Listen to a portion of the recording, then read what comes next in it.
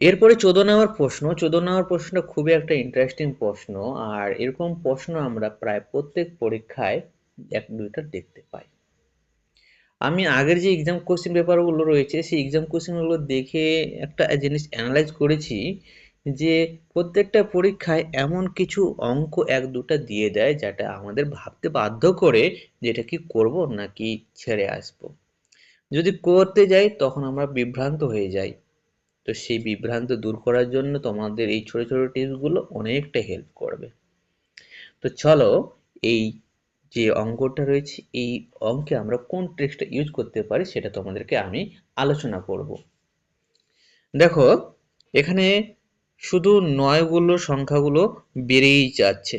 হুম, যোগ দিয়েছে।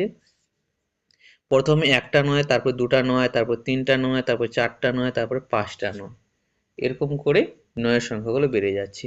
যদি এমন থাকে, এরকম পরীক্ষা এসেছে সেই জন্যই এটা তোমাদেরকে নিয়ে এসেছি আমি তোমাদের সামনে। দেখো, আমাদের এরকম করে যদি দেওয়া থাকে তাহলে আমরা এগুলোকে আর নোটিস করব না। হ্যাঁ, কন্টিনিউ বেড়েই যাচ্ছে, একটা সংখ্যা করে বেড়েই যাচ্ছে। তাহলে আমরা শেষেরটা দেখব। শেষে কয়টা নয় আছে? পাঁচটা নয় আছে। ঠিক আছে, 1 2 3 4 5, পাঁচটা নয় আছে। পাঁচটা নয় থেকে একটা নয়কে বাদ দিলে আমরা কি পাবো? চারটা নয় পাবো। তাহলে চারটা নয় যদি পাই আমরা তাহলে চারটা এক বসায় দেব। ঠিক আছে, চারটা এক বসায় দেব। এবার নয় থেকে চার যদি বাদ দিই আমরা, ঠিক আছে, যতগুলো হয় আমরা যদি বাদ দিই তাহলে কত পাবো বলো তো?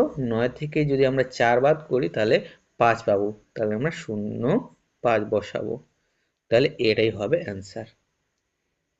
দেখো কত সহজ হয়ে গেল যখন আমরা এই ট্রিক্সটা জেনে গেলাম।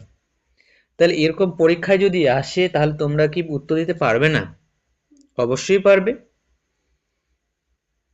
তো চলো, এরপরে অঙ্কে যাই আমরা।